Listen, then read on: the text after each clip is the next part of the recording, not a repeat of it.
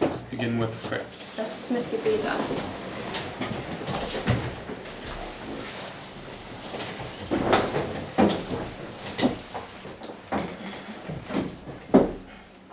Dear Heavenly Father, Lieber himmlischer Vater, Lord, we thank you for your great mercy and compassion upon us, Herr, wir danken dir für deine große Gnade und dein Mitleid mit uns, and that you want to redeem us. dass du uns erlösen willst.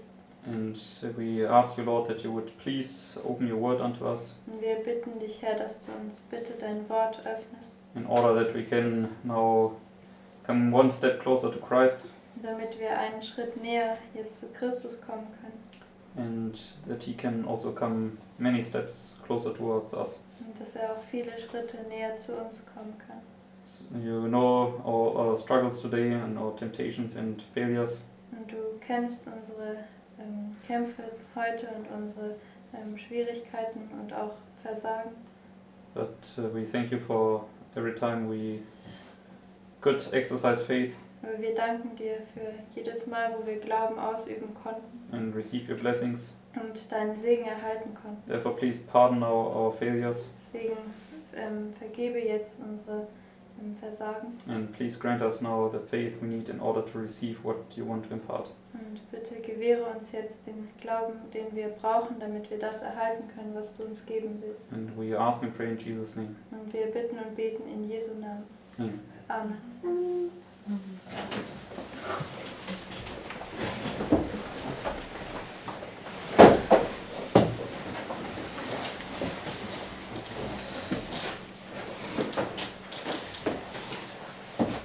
Okay, so please turn your Bibles to the book of Ezekiel, chapter 1. Geht in euren Bibeln bitte zum Kapitel Ezekiel 1.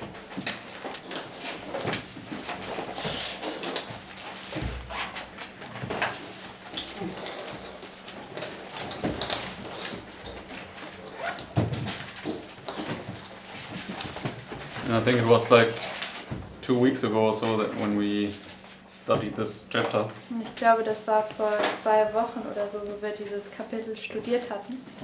When Brother Mark was away in Germany, we looked at these illustrations again. Okay. Als Bruder Mark in Deutschland weg war, da haben wir uns diese Darstellungen nochmal angeschaut. Okay, and I just want to make a recap and then I want to add a few more thoughts to it. Ich möchte nochmal eine Wiederholung machen und noch ein paar zusätzliche Gedanken hinzufügen. Okay, so let's go to Ezekiel chapter 1 Gehen wir zu Ezekiel 1 and let's read verses 1 and then we jump down to verse 4 and 5. lesen wir Vers 1 und dann gehen wir hinunter zu Vers 4 und 5. It says, Now it came to pass in the 30th year, in the 4th month, in the 5th day of the month, as I was among the captives by the river of Sheba, that the heavens were opened, and I saw visions of God. And now verses 4 and 5. Jetzt Verse 4 und 5. And I looked, and behold, a whirlwind came out of the north, a great cloud, and a fire enfolding itself. And a brightness was about it, and out of the midst thereof, as the color of amber out of the midst of the fire. Also out of the midst of thereof came the likeness of 4 living creatures, and this was their appearance. They had the likeness of a man. Okay, so here we can see, out of the fire comes who? Hier können wir sehen, wer kommt aus dem Feuer.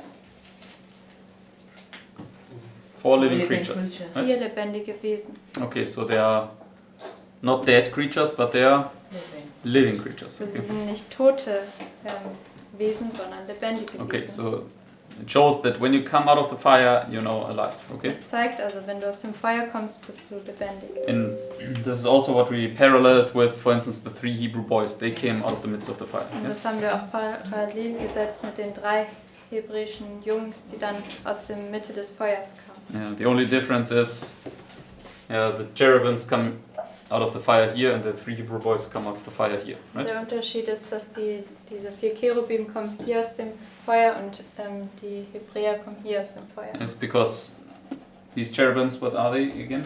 Was sind nochmal diese Cherubim? The church in heaven. Yes? Sie sind die Gemeinde im Himmel. And they come to aid the church militant in their necessities. Und Yes? sie kommen, um der kämpfenden Gemeinde in ihren Schwierigkeiten zu helfen. Yeah, and that would be the same transfer. So Yes. wie Mordecai Esther geholfen hat. Es wäre dasselbe Prinzip. But here we can see who would be the church militant here Was in this können illustration. wir sehen? Wer wäre hier die kämpfende Gemeinde in dieser Darstellung? Ezekiel 1? Ezekiel. Yes, Ezekiel, right? Ezekiel.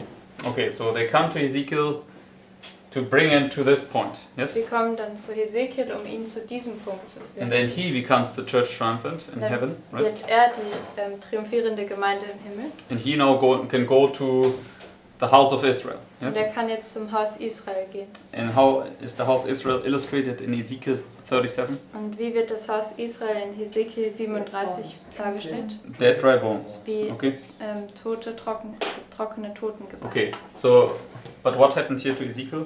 Und was geschah aber Let's hier mit just- Hesekiel? Remind ourselves, let's go to verse 28. Erinnern wir uns, gehen wir zu Vers 28. It says, as the appearance of the bow that is in the cloud in the day of rain, so was the appearance of the brightness round about. This was the appearance of the likeness of the glory of the Lord. And when I saw it, I fell upon my face, and I heard a voice of one that spake. And he said unto me, Son of man, stand upon thy feet, and I will speak unto thee. So what was he to do? Was sollte er tun? Stand on his feet, Er right? sollte auf seine Füße stehen. Who else was required to stand on their feet? Wer noch wurde aufgefordert, auf seine Füße zu stehen? The two witnesses, right? Die zwei Zeugen. Just keep your finger here. Let's go to Revelation 11. Haltet euren Finger hier, gehen wir zur Offenbarung 11.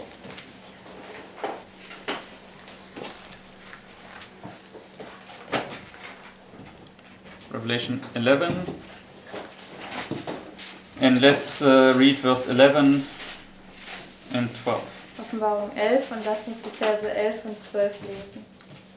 And we understand the two witnesses, they get put to death here, and they're now dead for 3.5 days, right? Und wir verstehen, dass die zwei Zeugen werden hier zu Tode gebracht und sie sind dann für 3,5 Tage tot. Okay, now, and at the end of the 3.5, Und am Ende dieser it says 3,5 in verse 11, sagt es in Vers 11, and after 3 days and a half, the Spirit of life from God entered into them.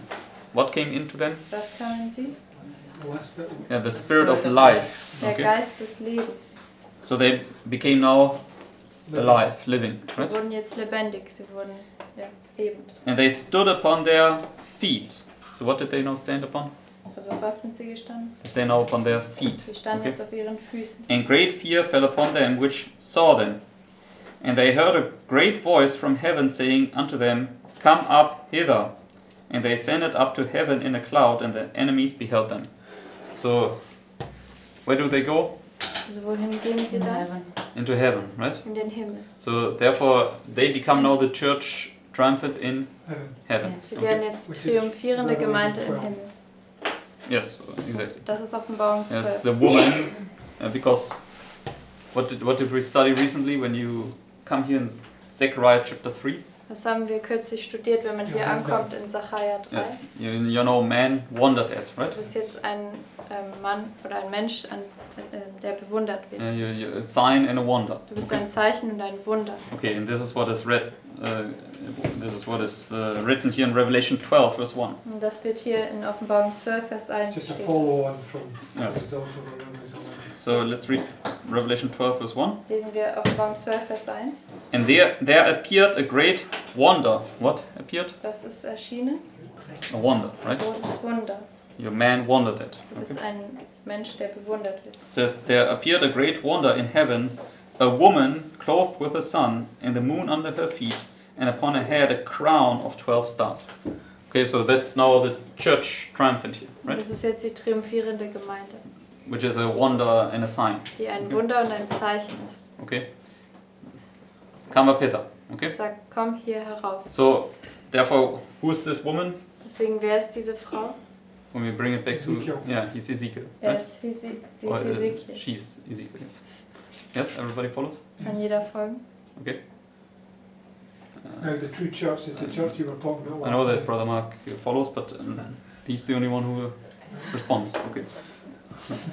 So, It's a German thing. I'm trying to get them So They're not yet broken. everybody followed. Yes. Yes? Konnte jeder Okay. folgen? So Ezekiel is this woman. Okay. Also Hesekiel ist diese Frau. He's the church triumphant Er here. ist die Okay. triumphierende Because Gemeinde. when we go back to Ezekiel, Gehen wir nochmal zurück zu Hesekiel.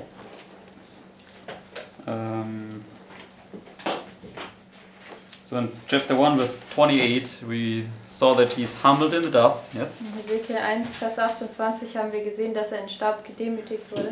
So therefore where are we on the line? Also wo sind wir deshalb auf der Linie? Yeah, right? Hier am Ende. Yes, okay. And what did we read in Revelation 11? What happens with the two witnesses? Das haben wir in Offenbarung 11 gelesen. Was geschieht hier mit den zwei Zeugen? Yeah, they stand up on the feet and the spirit of life enters them. Sie Okay. stehen auf ihre Füße und der Geist des Lebens tritt in sie So ein. let's read chapter 2 verse 1 and 2. Lesen wir Kapitel 2, Vers 1 und 2. And he said unto me, Son of man, stand upon thy feet, and I will speak unto thee. So he stands upon his feet, right? Also er steht auf seinen And then Füßen. verse 2. Vers 2. And the Spirit entered into me. What Spirit? Wessen Geist? Spirit Yeah, of the life, Spirit of life from God, Der right? Geist des Lebens von Gott. come when- up hither. Yeah. When he spake unto me and set me upon my feet, that I heard him that spake unto me. So, and exactly, so it doesn't say here, come up hither, but when you bring these things line upon line, you know that Ezekiel is now coming up hither, right? Also hier steht jetzt nicht, komm hier herauf, aber wenn man diese Dinge Linie auf Linie bringt, dann geht jetzt Hesekiel hier herauf. It's, Okay. it's Lazarus. Because he says to Lazarus, come forth out of the tomb. And he was the one that leads the procession. Yes. Das ist auch Lazarus. Also said, come forth. And he was. Das ist auch Lazarus, weil zu ihm wurde gesagt, komm hervor, komm herauf und er ist auch derjenige, der dann diesen triumphalen Einzug leitet. Yes. Lazarus was told, come forth, come hither, right? Und Lazarus wurde ja gesagt, komm hervor, komm herauf. Yeah, and to the anointed ones it was said, come up hither. Right. Und zu den zwei Gesalbten wurde gesagt, komm hier herauf. So let's just go to Lazarus' story. John 11. John 12. John 11. yeah. Thank you. Gehen wir zu der Geschichte von Lazarus in Johannes 11. Give your finger in Ezekiel, please. Haltet euren Finger bitte in Hesekiel.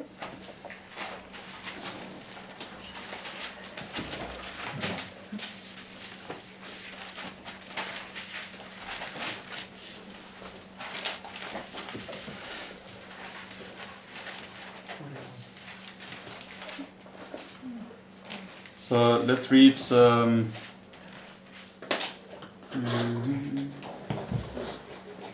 Let's begin in verse 40. Also fangen wir in Vers 40 an. It says, Jesus saith unto her, Said I not unto thee that if thou wouldest believe, thou shouldest see the glory of God? So what would she see? Was würde sie sehen? Angel of Revelation 18. Yes. Okay. Die Herrlichkeit Gottes, also den Engel aus Offenbarung 18. Because in Isaiah 6, Weil in Jesaja 6, what does it say? was sagt es da? Holy, holy, holy. Holy, holy, holy, the whole earth is full of His Glory. glory. Okay. Heilig, heilig, heilig, die ganze Erde ist voll seiner Herrlichkeit. And when do you alone see the glory? Und wann siehst du, According to verse 40. Exercise faith. wann siehst du nur die Herrlichkeit? Yeah, when you exercise faith, right? Wenn du Glauben ausübst. Okay, so now 41. Vers 41. Then they took away the stone from the place where the dead was laid. And Jesus lifted up his eyes and said, Father, I thank thee that thou hast heard me. And I knew that thou hearest me always. But because of the people which stand by, I said it, that they may believe that thou hast sent me. And when he thus had spoken, he cried with a loud voice, Lazarus, come forth. So what did he say? Come forth. Come forth. Okay. Was hat er gesagt? Komm hervor. Okay. Now verse 44. Vers 44. And he that was dead came forth, bound hand and foot with grave clothes, and his face was bound about with a napkin. Jesus saith unto them, Loose him and let him go. Then many of the Jews which came to Mary and had seen the things which Jesus did believed on him. Okay, so he said, Come forth to him. Er Right? hat zu ihm gesagt, komm hervor. Okay, so he's resurrected. Er Okay, wird auferweckt. that's the special resurrection. Das ist die Okay? besondere Auferstehung hier. Because what does Sister White say? Lazarus did what Weil was sagt er weit, was hat Lazarus in the triumphal getan? entry? He led it. Yes. He Triumphalen was the Einzug. crowning He glory. was the crowning miracle, right? Er hat es geführt, er war das krönende Wunder, The strongest evidence. der Okay? stärkste Beweis. He was the sign that they had to see. Oder Okay. das Zeichen, was sie sehen mussten. Okay. So basically here it says come forth, but let's go quickly to Daniel 3. Also hier sagt es, komm hervor, aber gehen wir schnell zu Daniel 3.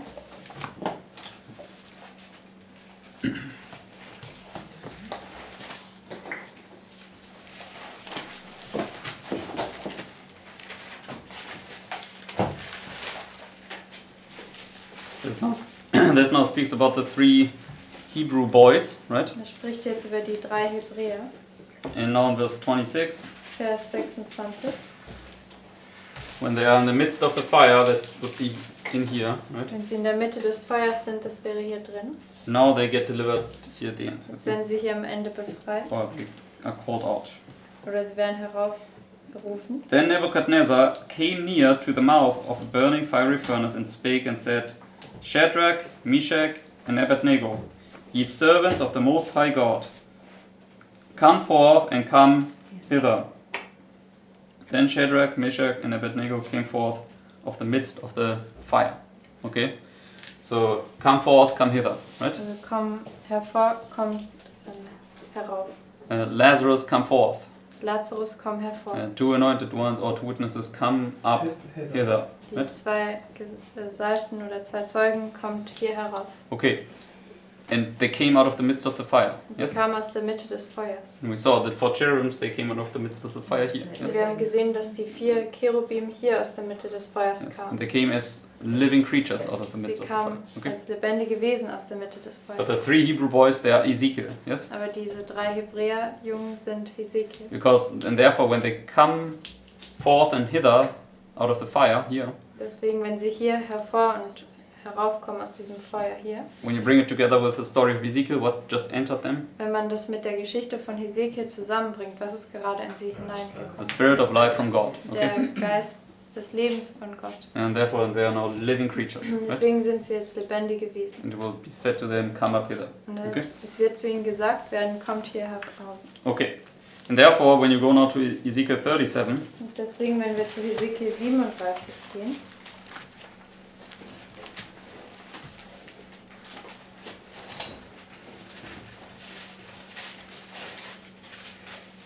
and let's read verse 1. lesen wir Vers 1.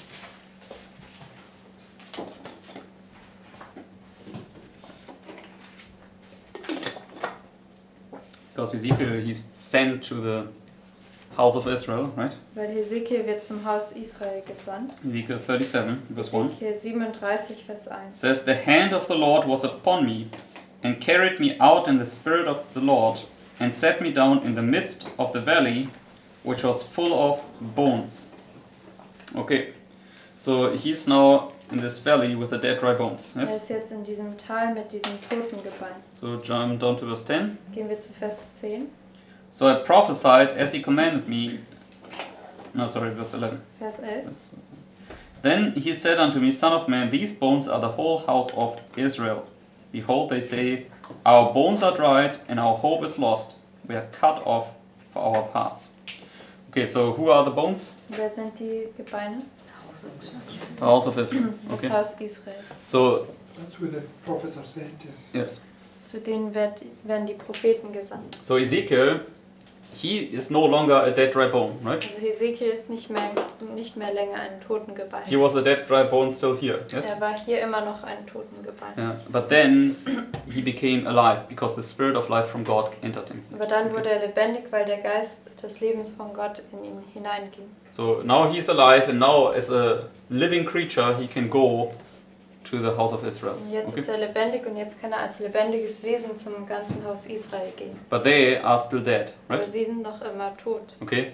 So Ezekiel would be the special resurrection, yes? Also Hesekiel wäre die besondere Auferstehung. Okay, he's already alive, but the rest are still dead until here. Er ist schon lebendig, aber der Rest ist eben noch tot bis zum Ende. Yes, everybody follows? Kann jeder folgen? Okay. And then what happens? Und was geschieht dann? Let's go to verse 2. Gehen wir zu Vers 2. It says, and caused me to pass by them round about. And behold, there were very many in the open valley, and lo, they were very dry. So, what did he now do to the dead dry bones? Und was hat er jetzt mit den toten Gebeinen gemacht? Yes, he passed by them. Er ist an ihnen So, vorübergezogen. and what is this? Und was ist das? Mercy, time of mercy. Yes, the time of mercy, Die right? Zeit der Gnade, It's the revelation. die Okay? Offenbarung. So the revelation that he received here, he now gives to others. Die Okay? Offenbarung, die er hier erhalten hat, gibt er jetzt den anderen. Okay. So, just the same as the living creatures did unto him, he now can do unto them because he also is a living creature. Also Okay. genau dasselbe, was die lebendigen Wesen für ihn tun konnten, kann er jetzt für die anderen tun, weil er jetzt auch ein lebendiges Wesen ist. Yes? Okay. Good. And what is he to do with the dead dry bones? Was soll er mit den toten Gebeinen tun? Let's go to verse 3 and 4. Gehen wir zu Vers 3 und 4. And he said unto me, Son of man, can these bones live? And I answered, O Lord God, thou knowest. Again he said unto me, Prophesy upon these bones, and say unto them, O ye dry bones, hear the word of the Lord. Okay, so he's to prophesy to them. Er soll Okay? jetzt zu ihnen prophezeien. And therefore, what is the only thing that can give us life according to these verses here? Und was ist also das Einzige, was uns lebendig oder uns Leben geben kann, gemäß diesen Versen? The bread. Yeah, prophecy, right? Die Prophetie. Okay, because it's the revelation that gives us life, right? Weil das ist ja die Offenbarung, die uns Leben gibt. And the revelation of Jesus Christ is prophecy, Und right? die Offenbarung von Jesus Christus ist die Prophetie. Okay, that's why I always feel like I'm bashing on Adventism, but I just need to say these things, okay? Because they're just a fact, okay? Also ich fühle mich immer so, als würde ich ja, Drauf rumhacken, ja. auf dem Adventismus drauf rumhacken. But I need to say these things because they are just a fact. Aber Okay? ich muss diese Dinge sagen, weil das eben eine Tatsache ist. It's that in Adventism it says, yeah, you don't need prophecy, okay? Im Adventismus wird ja gesagt, du brauchst keine Prophetie. You just need the love of Jesus and you just need the Gospels, okay? Du brauchst einfach die Liebe Jesu und du brauchst die Evangelien. And prophecy is just separate from this, Und die okay? Prophetie ist einfach davon getrennt. So, but that's nonsense, right? Aber das ist Unsinn. Satan knows that it's the prophecy that gives you life by receiving the revelation. Und Okay? Satan weiß, dass es die Prophetie ist, die dir Leben gibt, indem du die Offenbarung erhältst. And that's why he's filling our minds with these lies. Deswegen füllt er unseren Verstand mit diesen Lügen. Okay, alright, now let's go back to Ezekiel 1. Gehen wir jetzt zurück zu Hesekiel 1.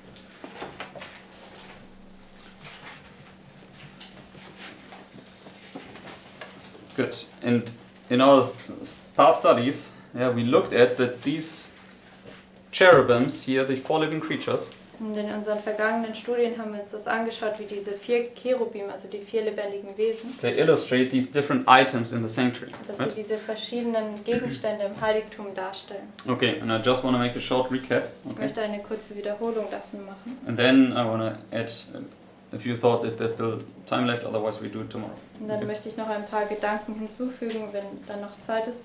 Sonst machen wir das morgen. Okay, so first let's jump down to verse 13. Also gehen wir zuerst mal runter zu Vers 13.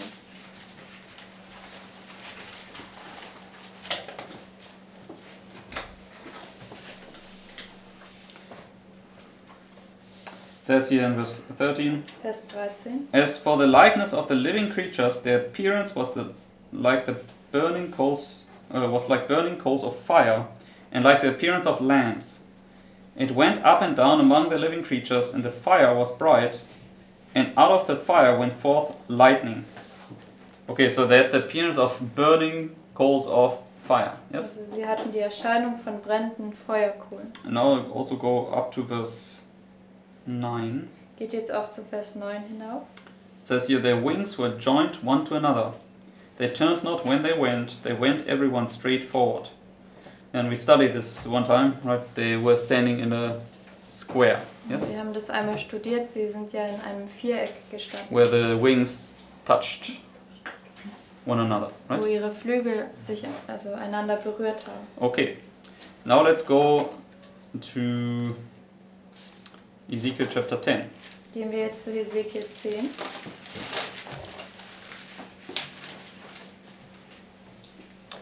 Because Ezekiel 1, where did it take place?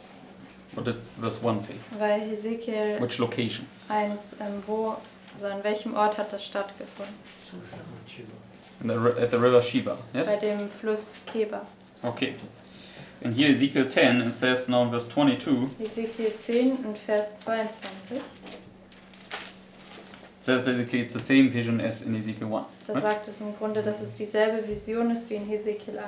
It says, and the likeness of their faces was the same faces which I saw by the river of Sheba, their appearances and themselves. They went everyone straight forward. Okay.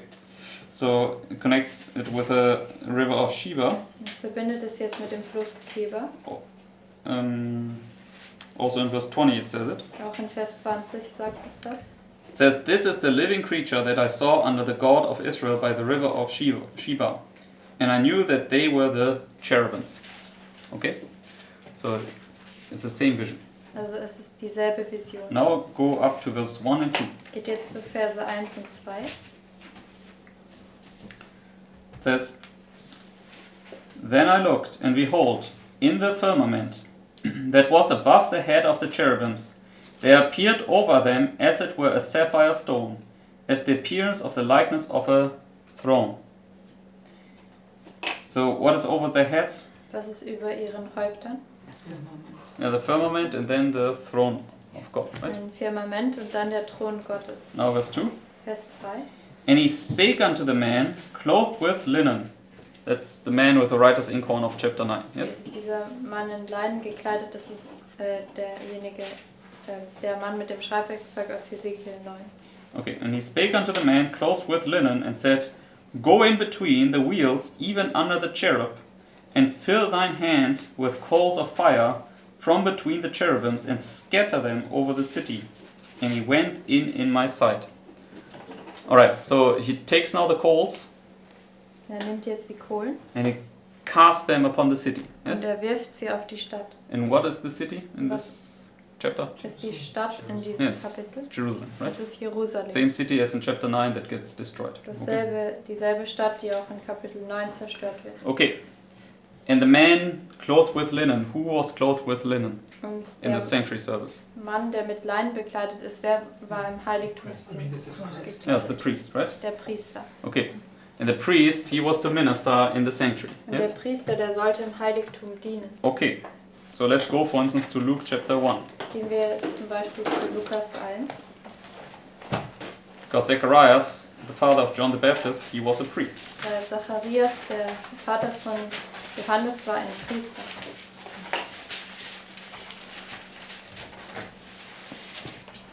Let's read verse 5. Lesen wir Vers 5. Luke 1, 5. Lukas 1, Vers 5.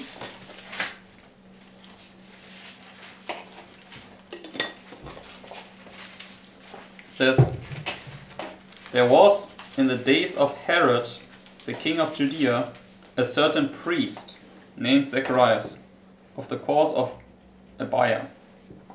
And his wife was of the daughters of Aaron, and her name was Elizabeth. So he was a priest, right? Also er war ein Priester. Now jump down to verse 8 and 9. Gehen wir zu Vers 8 und 9.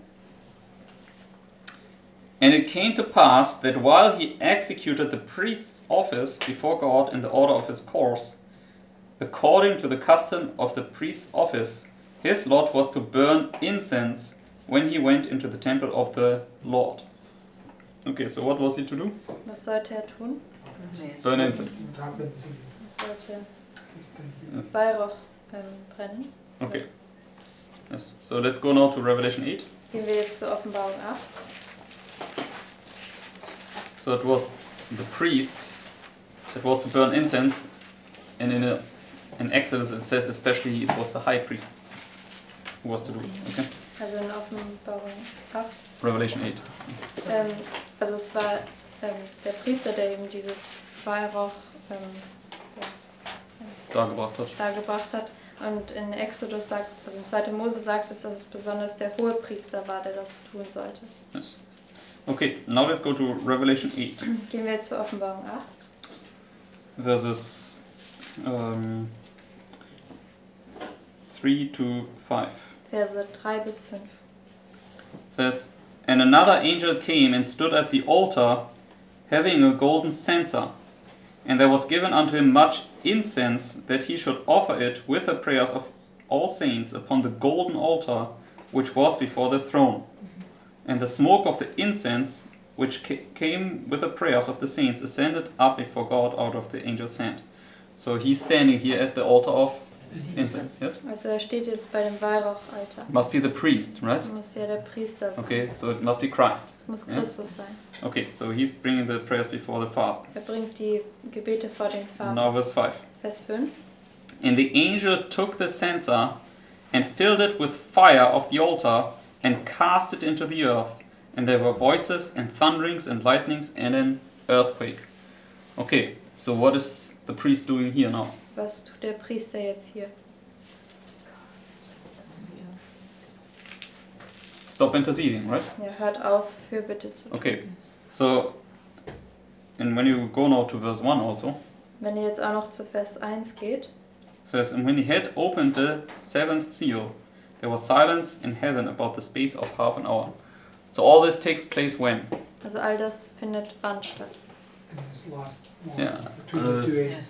Time of the seventh seal, right? In dieser Zeit des Time of siebten mercy. Sieges. Yes, when we studied this, it's the time of the investigative judgment of the living, right? Wir haben das studiert, das ist die Zeit des Untersuchungsgerichts an den Lebendigen. Okay, and in this time, Christ is still interceding, yes? Und in dieser Zeit, da hält Christus noch Fürsprache. Yes? Yes. It's the time of mercy. Das ist die Zeit der Gnade. How do we know this again? Woher wissen wir das noch mal? Thousand power. It's, Exodus yes, chapter the mercy seat, right? Das ist der Gnadenthron. Okay, so it's the two ends, and in between you have the mercy seat, right? Diese zwei Enden und dazwischen hat man den Gnadenthron. Okay, so here Christ is interceding, but then he will take the hot coals from off the altar of incense, yes? Also hier hält Christus Fürsprache und dann am Ende nimmt er diese heißen Kohlen von diesem Räucheraltar. And we will cast them onto the earth. Und er Okay, wird sie auf die Erde werfen. okay. So in the earth, what happens with the earth here? Und was geschieht hier mit der Erde? It's made desolate. Yeah, it's made desolate, right? Sie wird verwüstet.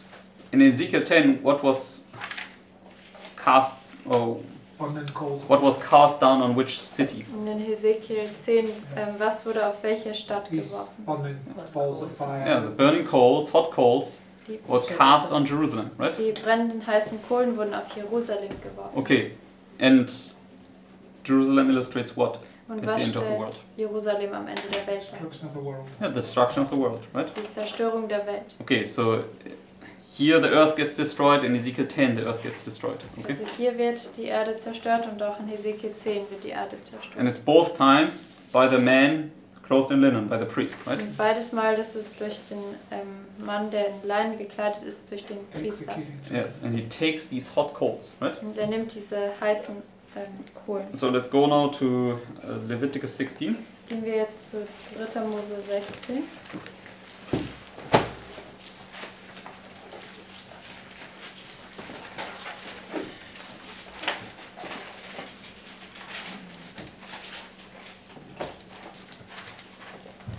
And let's begin in verse 12. Fangen wir in Vers 12 an. And we saw that in the Revelation 8, he had the censer, right, in his hand. Und wir haben gesehen in Offenbarung 8, da hat er dieses Weihrauchsgefäß in der Hand. And he filled it with hot coals and cast it onto the earth, right? Und er hat es mit heißen Kohlen gefüllt und es auf die Erde geworfen. So let's read now verse 12 here. Lesen wir Vers 12. And he shall take a censer full of burning coals of fire from off the altar before the Lord, and his hands full of sweet incense, beaten small, and bring it within the veil. And he shall put the incense upon the fire before the Lord, that the cloud of the incense may cover the mercy seat that is upon the testimony, that he die not. So that's the Day of Atonement here. Yes? Das ist der Versöhnungstag hier. Okay, so what was the priest to do here, the high priest? Was sollte der Hohepriester hier tun? Ja. take hot coals again, right? Er sollte wieder heiße Kohlen nehmen And put the incense on it, okay? und das Weihrauch darauf legen. And where did he get the hot coals again from? Und woher hat er nochmal die heißen Kohlen genommen? Also from the altar of incense, Auch okay? von dem Räucheraltar. So these hot coals, they come from the altar of incense, Also okay? diese heißen Kohlen, sie kommen vom Räucheraltar. Okay, so therefore when we go back to Ezekiel 10, Deswegen, wenn wir nochmal zurück zu Hesekiel 10 gehen,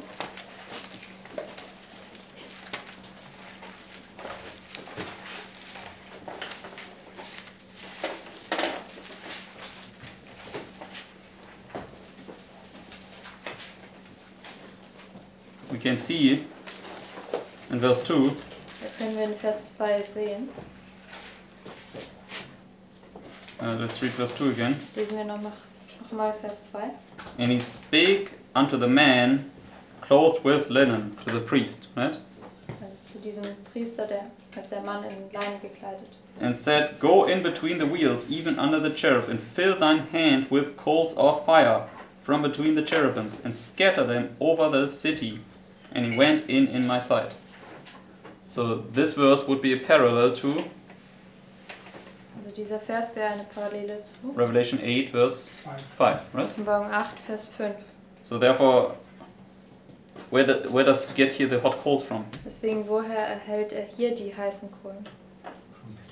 From between the cherubims, right? Von zwischen den Cherubim. So therefore the cherubims must illustrate the altar of incense. Deswegen Okay? müssen die Cherubim den Räucheraltar darstellen. Yes? Ja. Okay.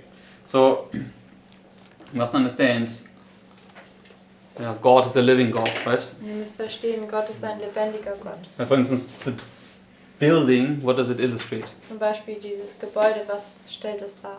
Does it illustrate a building? Stellt es ein Gebäude dar? You are the temple of the living God, right? Ihr seid der Tempel des lebendigen Gottes. So it's a living illustration, okay? Das ist eine lebendige Darstellung. Okay. And I showed you also how all these items, they illustrate our heart, Und yes? ich habe euch auch gezeigt, wie all diese Gegenstände unser Herz darstellen. But they also illustrate us when we're born again, Und okay? sie stellen uns auch dar, wenn wir von neuem geboren sind. Because when you become this living creature, you become the altar of incense. Weil Yes? wenn du das lebendige Wesen bist, dann bist du auch dieser Räucheraltar. This is what we can see here with the 4 cherubims, Das okay? können wir hier sehen mit diesen 4 Cherubim. And what was so special about the altar of incense? Und was war so besonders über den Räucheraltar? Let's go to Exodus chapter 30. Gehen wir zu 2. Mose 30.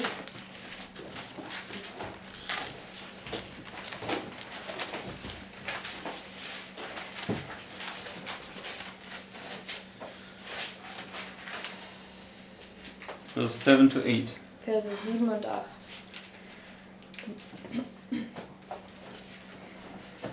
says, And Aaron shall burn thereon sweet incense every morning, when he dresseth the lamps. He shall burn incense upon it. So every morning, right? Also jeden Morgen. Verse 8. Vers 8. And when Aaron lighteth the lamps at even, he shall burn incense upon it, a perpetual incense before the Lord throughout your generations. So at even he was to burn incense. Yes? Also auch am Abend sollte er Weihrauch brennen. Morning and evening. Morgen und Abend. And it was then a perpetual incense. Yes? Und es war dann ein beständiger Weihrauch. So it was day and night, yeah, Also es war Tag und Nacht, that the prayers ascended up to heaven. dass Okay? die Gebete zum Himmel aufgestiegen sind. So, and when it's a perpetual incense, it's a perpetual prayer. Okay? Und wenn es ein beständiger Weihrauch ist, dann ist das ein beständiges Gebet. Okay. So, therefore, let's go now to Timothy, 1 Timothy. Gehen wir zu 1. Timotheus.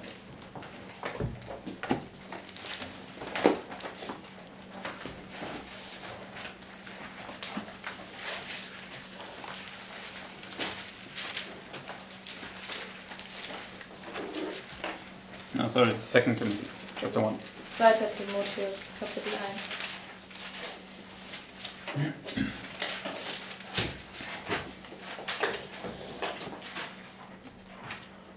Second Timothy 1. 2. Timotheus 1. And was Paul a living creature? Und war Paulus ein lebendiges Wesen? Yes, right? Ja, He had the born again experience. er Yes? hatte die Neugeburtserfahrung. He was an apostle. Er war ein Apostel. What does apostle mean? Was bedeutet Apostel? One who is sent, it means. Okay. Also einer, der gesandt ist. Okay. And he was sent. Okay. Er war gesandt. So and you're sent only when you become alive. Okay. Und du wirst nur gesandt, wenn du lebendig wirst. Okay. Wenn du geboren bist. Also wenn du lebendig geworden bist. Okay, let's read verse 3. 2. Timotheus 1, Vers 3. It says, I thank God, whom I serve from my forefathers with a pure conscience. And he is a servant to God, right? Er ist jetzt ein Diener Gottes. That without ceasing I have remembrance of thee in my prayers night and day. So, what did he do? Was hat er getan? Perpetual incense, right? Er hat einen beständigen Weihrauch. He prayed night and day. Er hat Tag Okay. und Nacht gebetet. Yes, everybody sees this? Wenn das jeder sieht. Okay, so he was this living altar of incense. Er war Okay. dieser lebendige Weihrauchsaltar. Okay, let's go to Ephesians chapter 6. Gehen wir zu Epheser 6.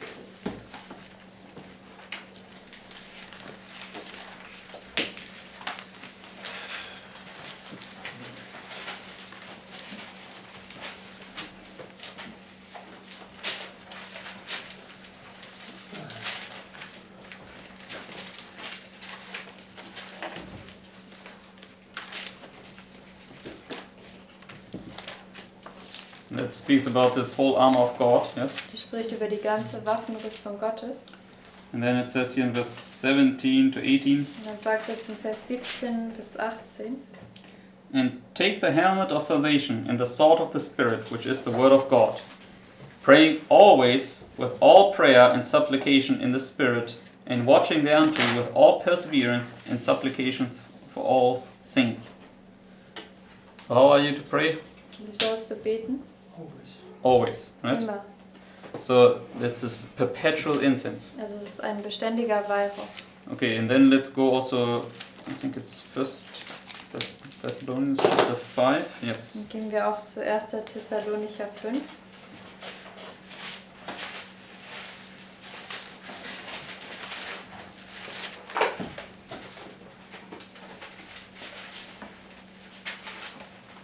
Verse 16 to 17. Verse 16 bis 17.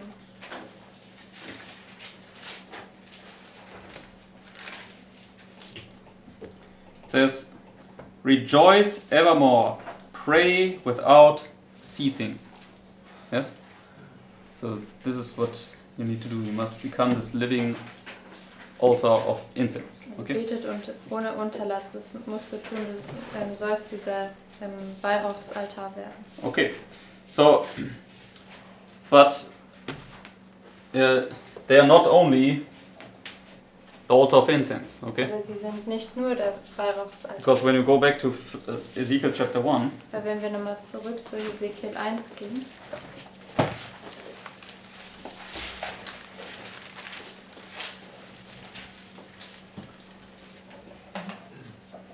and let's read verse 13 again. lesen wir nochmal Vers 13. It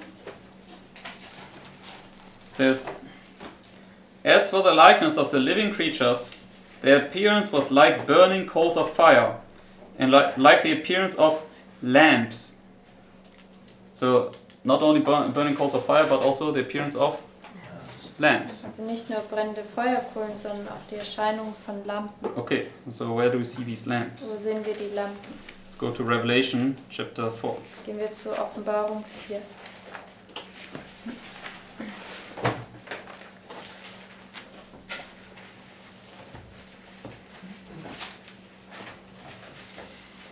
He says those that have been told to come up hither.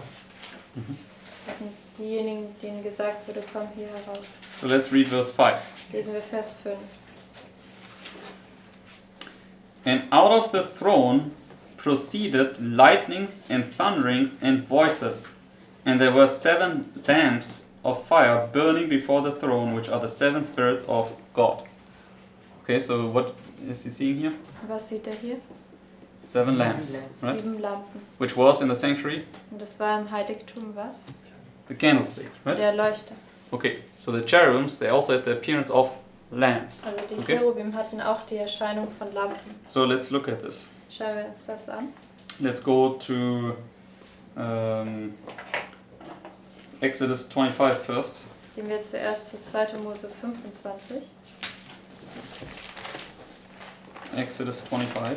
2. Mose 25. And let's read verse 31. Lesen wir Vers 31.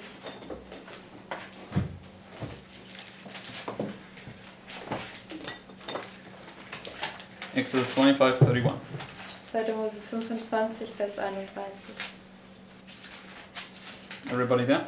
Ist jeder da?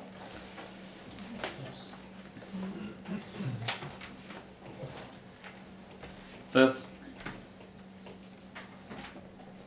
And thou shalt make a candlestick of pure gold. Of beaten work shall the candlestick be made.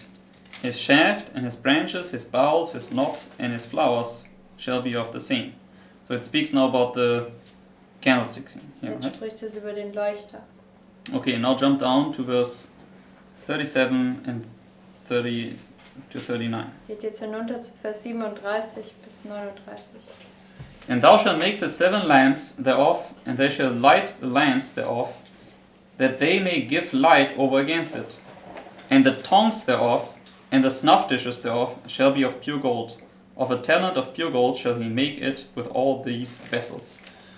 Okay, so what do you see here? Das können wir hier sehen. In verse 38, what was connected to the candlestick? In Vers 38, was war mit dem Leuchter verbunden? Tongs. Okay. Also diese Zangen. Okay, now we'll go to Numbers chapter 4. Geht jetzt zu 4. Mose 4. So with the candlestick were these tongs. Also bei dem Leuchter, da waren diese Zangen. Numbers 4, 4. Mose 4, verse 9. Vers 9.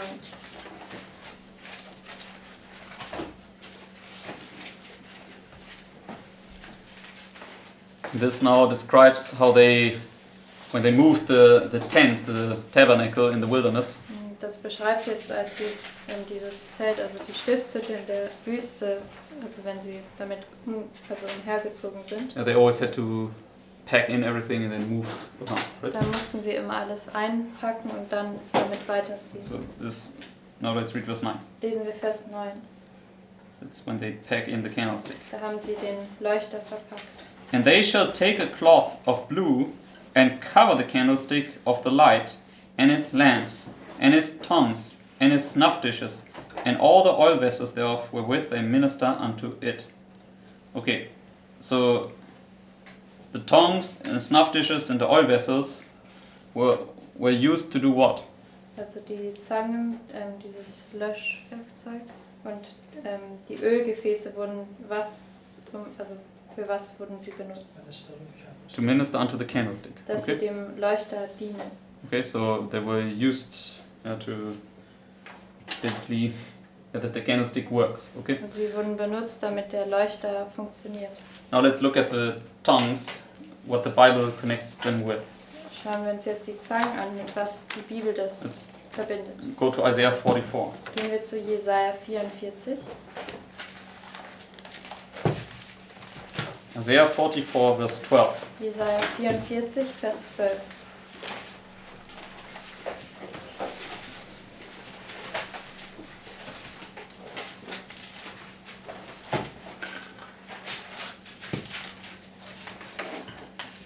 So in Isaiah 44, verse 12, it speaks not about the tongue of the candlestick in particular, Also in Jesaja 44, Vers 12 spricht es jetzt nicht besonders jetzt über diesen Zangen des Leuchters, but it speaks about for what the tongue is used for, at least what the Bible describes it's used for.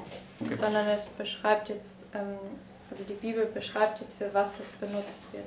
Okay, let's go to verse 12. Gehen wir zu Vers 12.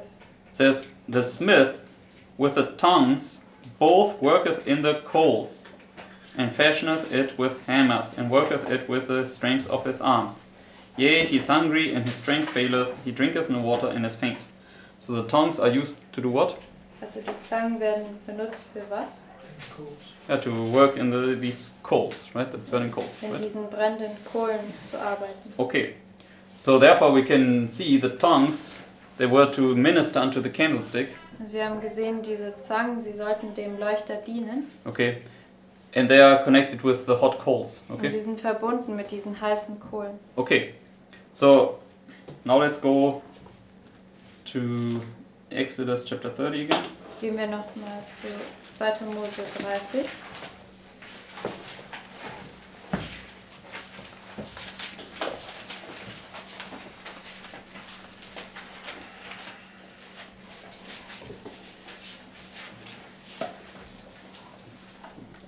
Verse 7 and 8 Verse 7 und 8. says, And Aaron shall burn thereon sweet incense every morning. When he dresseth the lamps, he shall burn incense upon it. So he was to burn incense on the altar of incense and to dress the lamps at the same time. Also er sollte Weihrauch auf dem Weihrauchsaltar verbrennen und zur selben Zeit die Lampen anzünden. Oder schmücken.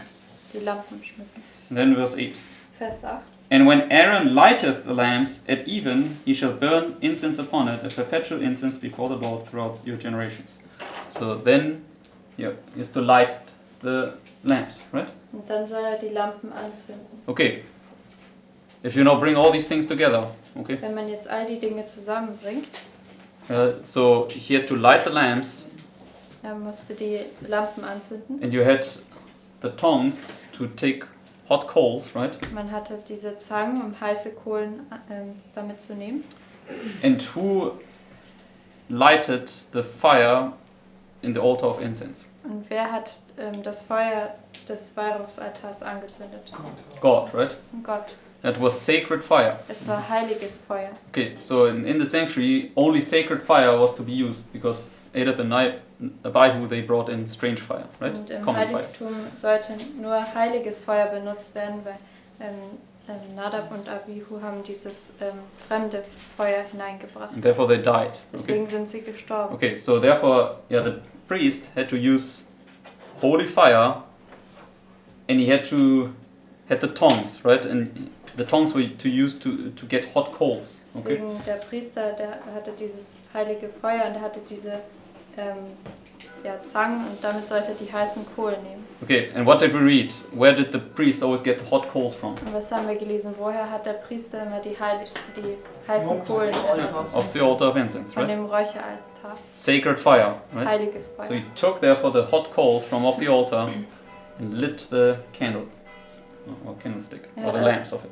Er hat also diese Zangen genommen und damit diese heißen Kohlen des Räucheraltars genommen und den Leuchter angezündet. Okay, now let's go to Isaiah 6. Gehen wir jetzt zu Jesaja 6.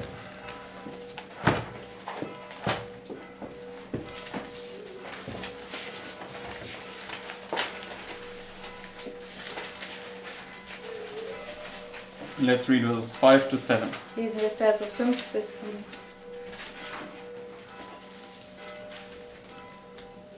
Then said I, Woe is me, for I am undone, because I am a man of unclean lips, and I dwell in the midst of a people of unclean lips. For mine eyes have seen the King, the Lord of hosts. Then flew one of the seraphims unto me, having a live coal in his hand, which he had taken with the tongs from off the altar. And he laid it upon my mouth, and said, Lo, this hath touched thy lips, and thine iniquity is taken away, and thy sin purged. Yes, the same situation. Same situation, right? Das ist dieselbe Situation. He takes now a hot coal from off the altar with the tongs, Er right? nimmt jetzt eine heiße Kohle vom Altar mit den Zangen. Therefore, the seraphim plays now the role of the priest, right? Deswegen dieser Seraphim, er spielt jetzt die Rolle des Priesters. And therefore, what is he now lighting up with? Deswegen, was zündet er jetzt an? The candlestick, Okay. right? Den Leuchter. But who is the candlestick in this illustration? Und wer ist der Leuchter in dieser Darstellung? Isaiah, right? Jesaja. The holy fire Yes. entering. Das ist Okay. das heilige Feuer, was jetzt in ihn eintritt. So Isaiah is now this living candlestick, okay? Also Jesaja ist jetzt dieser lebendige Leuchter, Who got lit up with the hot coal from off the altar. der angezündet wurde mit der heißen Kohle vom Altar. And what is the coal? What does Sister White say? Und was sagt ein, Is it was literal ist coal? die Kohle? Ist es eine buchstäbliche Kohle? No, it's the latter rain, right? Nein, es ist der Spätregen. Okay. So it's now, when you're filled with the latter rain, you now become this candlestick, okay? Nein, das ist, wenn du mit dem mit dem Spätregen gefüllt wirst, bist du dieser Leuchter. Yeah. Because now you have the oil in you, you can burn brightly. Weil jetzt hast du das Öl in dir und du kannst hell brennen. So just go to Matthew chapter 5. Wie zu Matthäus 5.